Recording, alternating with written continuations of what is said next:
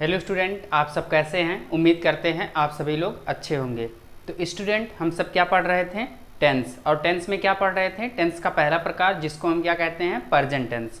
और present tense में कौन से पार्ट के बारे में बात कर रहे थे? सेकंड पार्ट, जिसको हम क्या कहते थे? Present continuous tense. और मैं प्रेजेंट कॉन्टिन्यूअस टेंस में आप लोग को बता चुका हूँ कि उसकी डिफिनेशन क्या होती है और इम्पोर्टेंस पॉइंट क्या होती है और उसमें रूल ऑफ ट्रांसलेशन क्या होता है, सभी सेंटेंस का, इन सभी के बारे में मैं डिस्कस कर चुका हूँ। अगर आप चैनल पे नए हैं तो चैनल को लाइक और सब्सक्राइब जरूर करें। अगर अभी तक ये सभी वीडियो आप नहीं देखे हैं तो मैं इस वीडियो के डिस्क्रिप्शन बॉक्स में उस वीडियो का लिंक दे दिया हूँ, वहाँ से आप इन सभी वीडियो को देख लीजिए। और चैनल पर प्लेलिस्ट भी अवेलेबल है प्रेजेंट टेंस के नाम से, वहाँ से आप सभी वीडियो को स्टेप बाय स्टेप देख सकते हैं। तो स्टूडेंट, आज की इस वीडियो में हम बात करने वाले हैं कि जो प्रेजेंट कॉन्टिन्यूअस टेंस होता है और मैं आपसे बोलूं कि आप लोग क्या करो, उसका 4 सेंटेंस बनाओ। तो आज यही हम इस वीडियो में देखने वाले हैं कि एक ही सेंटेंस पे कैसे 4 सेंटेंस बनाया जाता है। और जो मैं पीछे आपको प्रेजेंट कॉन्टिन्यूअस टेंस में रूल बताया था, उन्हीं सभी रूल्स को यूज करके आज मैं यहाँ पर आप लोग को प्रेजेंट कॉन्टिन्यूअस टेंस को बताने वाला हूँ कि कैसे हिंदी से इंग्लिश में ट्रांसलेट किया जाता है।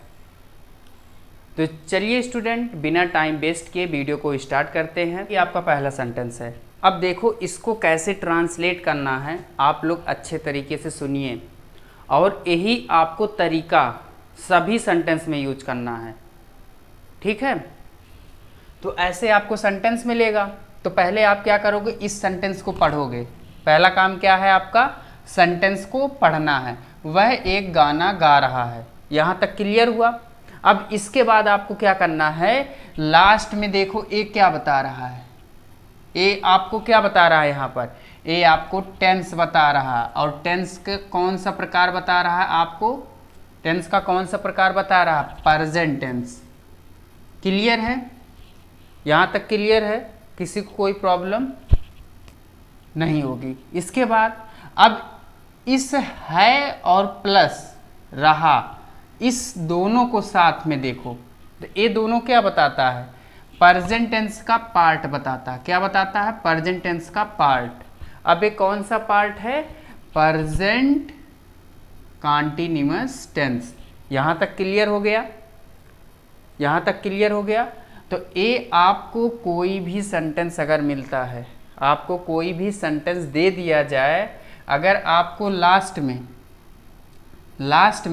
रहा है, रही है, रहे हैं, रहा हूँ, ये सभी शब्द आपको दिखते हैं तो आप सीधे क्या कहोगे? प्रेजेंट कॉन्टिन्यूअस टेंस की पहचान है। क्लियर है? अब आपको पता चल गया ये कौन सा टेंस है? प्रेजेंट कॉन्टिन्यूअस टेंस है। यहाँ तक क्लियर हो गया? अब इसके बाद बताओ एक कौन सा सेंटेंस है? ये आपका सिंपल सेंटेंस है, जिसको हम क्या कहते हैं? अफर्मेटिव सेंटेंस है। तो अफर्मेटिव सेंटेंस का मैं रूल बताया था, तो रूल आपको दिखाई दे रहा होगा स्क्रीन पे। अफर्मेटिव सेंटेंस का रूल आपको स्क्रीन पे दिखाई दे रहा होगा। अब देखो, उसी रूल के अकॉर्डिंग हमको क्या करना है? ट्रांसलेट करना है। तो चलो हम क्या करते हैं? ट्रांसलेट करते हैं। तो रूल में आपको पहले क्या मिला होगा? सब्जेक्ट मिला होगा। तो इस सेंटेंस में सब्जेक्ट क्या है? ही। मतलब सब्जेक्ट क्या है आपका? वह। क्लियर है? अब वह की इंग्लिश क्या होती है? ही।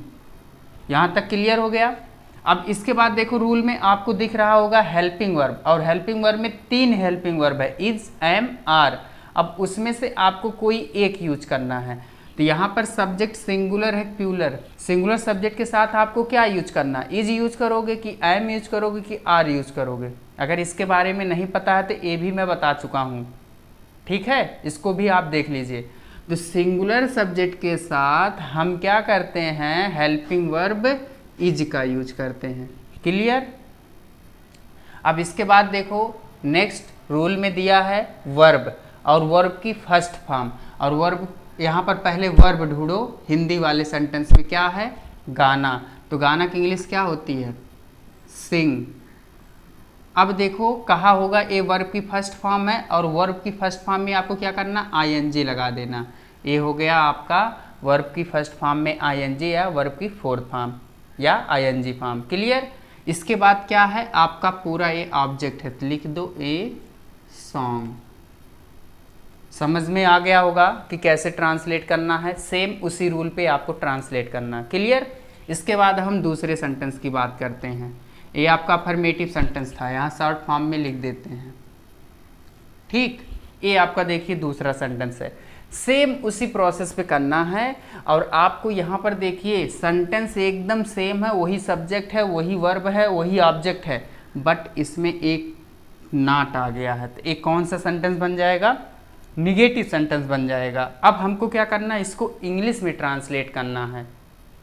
तो कैसे ट्रांसलेट करेंगे, आपको यहाँ पर लास्ट में भी देखो ऊपर वाले सेंटेंस में और नीचे वाले सेंटेंस में सेम है कि नहीं, सेम है। तब एक कौन सा टेंस हुआ, प्रेजेंट कंटीन्यूअस टेंस हुआ। अब प्रेजेंट कंटीन्यूअस टेंस में आप निगेटिव सेंटेंस पढ़े होंगे और निगेटिव सेंटेंस का रूल भी आपको पता होगा और रूल आपको स्क्रीन पे दिखाई दे रहा होगा।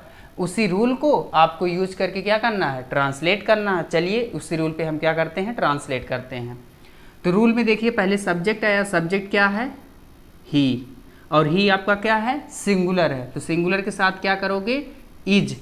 अब उसके बाद देखो रूल में लिखा होगा नॉट, और यहाँ पर भी नहीं आया, तो नहीं की इंग्लिश हम क्या लिखते हैं, नॉट।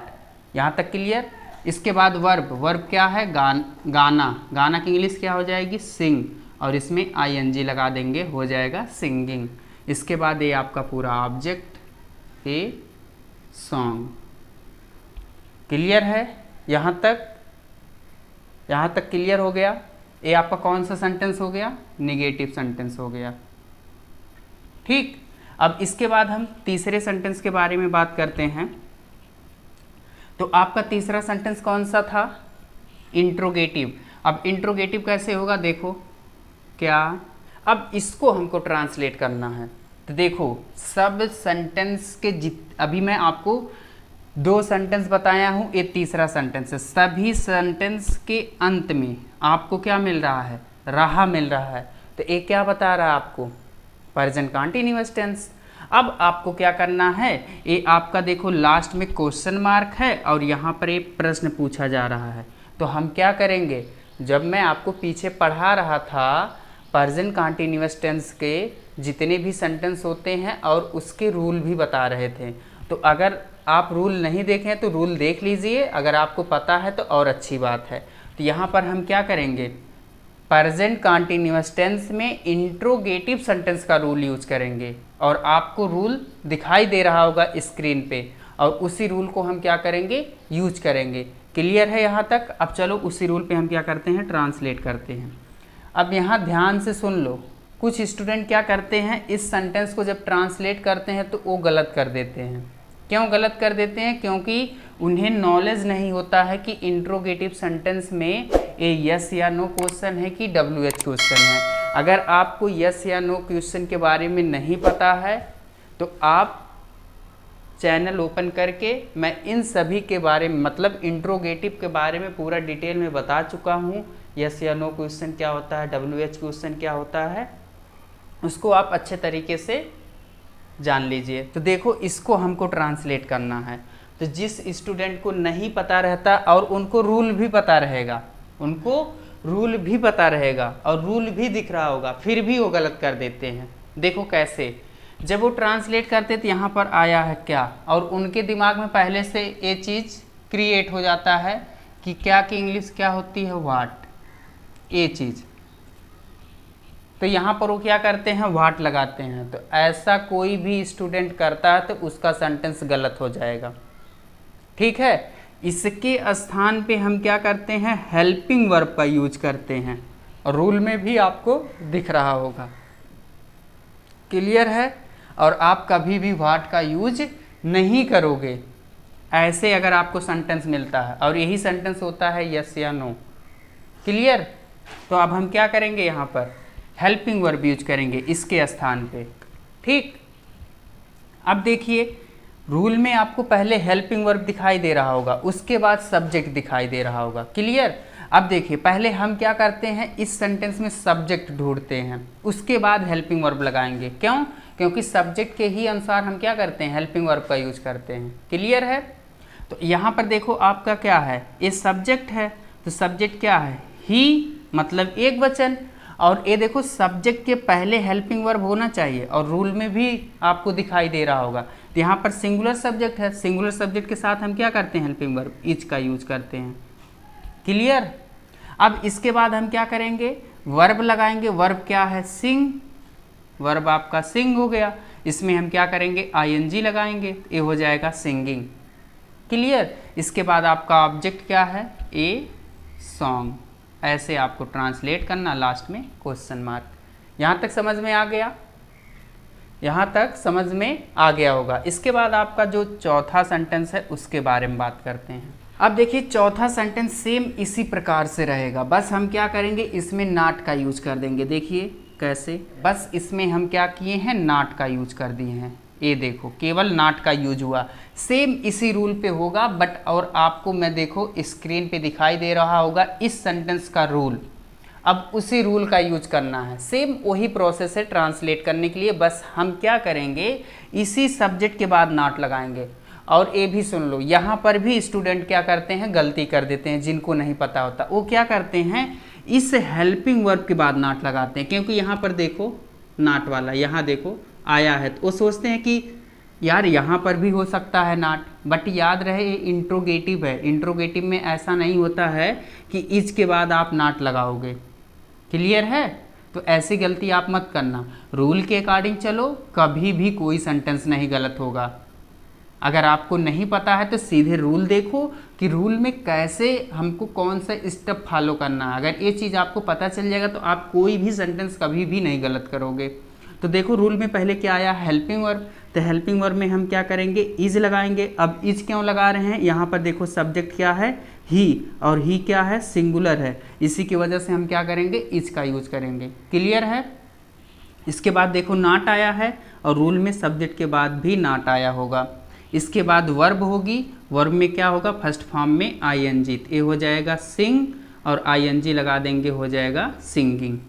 Got it. फिर इसके बाद आपका ये ऑब्जेक्ट हो जाएगा ए सॉन्ग, और लास्ट में क्वेश्चन मार्क। क्लियर। ये आपका हो गया क्या, इंट्रोगेटिव प्लस नेगेटिव सेंटेंस में ट्रांसलेट। यहाँ तक समझ में आ गया होगा सबको, यहाँ तक किसी कोई प्रॉब्लम नहीं होगी। ठीक है। अब इसके बाद हम बात करते हैं आपका WH क्वेश्चन। ये सब इंट्रोगेटिव है, ये इंट्रोगेटिव सेंटेंस है, और ये आपका है interrogative plus negative sentence. Clear है। इसके बाद हम अब आगे बात करते हैं, दो सेंटेंस और है जिससे हमको ये क्या करना है, इस वाट को लगाना है। क्लियर है यहाँ तक। ठीक है। तो चलिए अब देखते हैं आगे WH क्वेश्चन। ये भी बहुत इंपॉर्टेंट है। क्लियर है। देखो इसमें कैसे सेंटेंस मिलेगा, यही सेंटेंस मैं लूँगा, अभी मैं आपको बताया हूँ, इसमें कोई भी चेंजिंग नहीं करेंगे, ना तो सब्जेक्ट, ना तो ऑब्जेक्ट, ना तो वर्ब। ठीक है, तीनों सेम ही रहेगा, बस यही चीज़ रहेगा। यही जो क्या है, ध्यान से सुन लो, यही इसी क्या को हम इस वाक्य के बीच में रख देंगे, मतलब जहाँ पर ये सुटेबल होगा। ठीक है। और यही हो जाएगा WH। तब आप क्या कर सकते हो, पहले वाट लगाओगे। क्लियर। चलो देखते हैं यहाँ पर पांचवा सेंटेंस, ये सेंटेंस है। अब देखो इसको आपको क्या करना, देखो इसमें मैं आपको पहचान तो बता नहीं रहा हूँ क्योंकि आप सब समझ गए होंगे। ये क्या है, ये आपका प्रेजेंट कंटीन्यूअस टेंस है। प्रेजेंट कंटीन्यूअस टेंस की डिफिनेशन, पहचान, सब कुछ मैं ऑलरेडी बता चुका हूँ। और सभी सेंटेंस के अंत में आपको देखो रहा मिल रहा होगा, और रहा किस में मिलता है, आपको प्रेजेंट कंटीन्यूअस टेंस में मिलता है। और प्रेजेंट कंटीन्यूअस टेंस आपको मैं पढ़ा भी रहा हूँ, और उसका रूल और सब चीज़ आपको पता ही होगा।